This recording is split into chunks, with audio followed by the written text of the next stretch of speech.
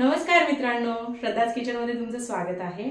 आज मी तुमच्यासाठी घेऊन आली आहे, नाही बप्पासाठी घेऊन आलेले आहे मोतीचूरचे लाडू। अगदी तासाभरात बनतात आणि कोणीही म्हणणार नाही की हे तुम्ही घरी बनवलेले आहेत। चला पूर्वे जिभेचे चोचले।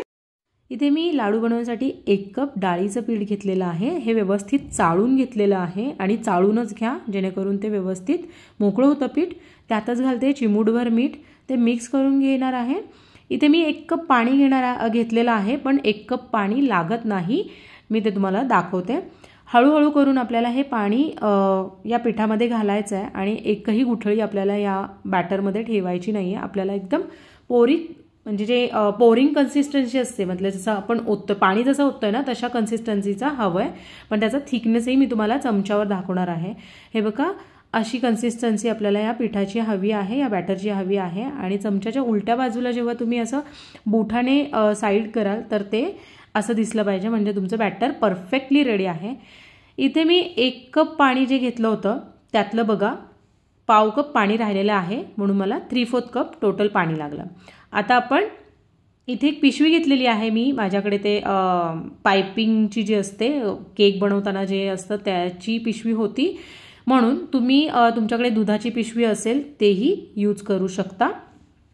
फक्त त्याचं जे होल पाडायचे त्याच्यावर सगळे आपल्या बुंदीचा शेप ठरतो। आणि अशा प्रकारे बघा मी सगळं बॅटर ह्या पिशवीमध्ये भरून घेतलेलं आहे। ह्याला रबरने मी सील करून घेते, तुम्ही दोऱ्याने किंवा चिकटपट्टीनेही करू शकता। मेन काम आता इथे आहे, किती तुम्ही बारीक त्याला होल देताय त्या पिशवीला त्याच्यावर आहे। हे बघा, एकदम छोटंसं द्यायचं, तुम्हाला जेवढी बारीक बुंदी हवी आहे ना तेवढा तुम्ही छोटासा कट द्यायचा आहे। ह्याने कसं तुम्हाला अशी जर तुमच्याकडे पिशवी असेल तर इझिली आपल्याला कळतं एकदम छोटासा कट देता येतो। अशा प्रकारे मी ह्याला छान असा कट देऊन घेतलेला आहे आणि मग त्याच्यानंतर मी हातावरही तुम्हाला दाखवते। हे बघा, अशा प्रकारे हे छोटे छोटे दाणे पडायला सुरुवात झालेली आहे। इकडे मी गॅसवर कढईत तेल तापायला ठेवलेलं आहे। आता तुम्हाला दाखवते, ही जी ट्रिक आहे ना ती तुम्ही यूज करा, आपल्याला झाऱ्याची कसल्याचीही गरज पडणार नाही।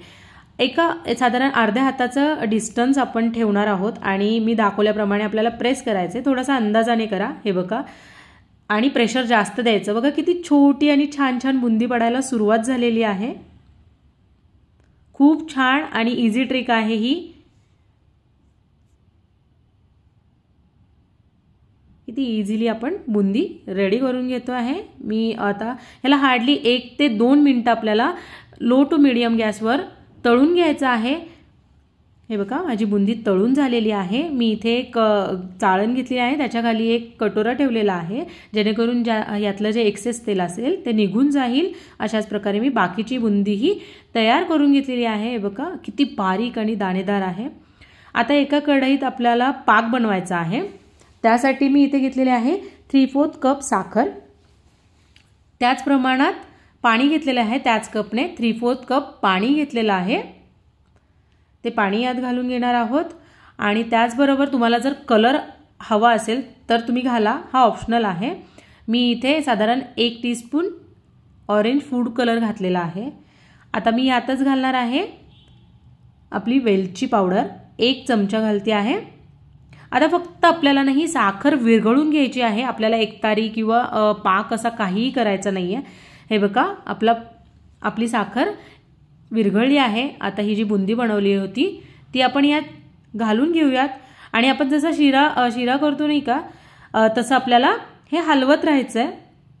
जसजशी बुंदी आहे ना पाक सुकायला सुरुवात होते तसं हे जे बॅटर आहे ते थिक व्हायला सुरुवात होतं। तुम्ही बघू शकता, बघा कसं थिक व्हायला लागलेलं आहे।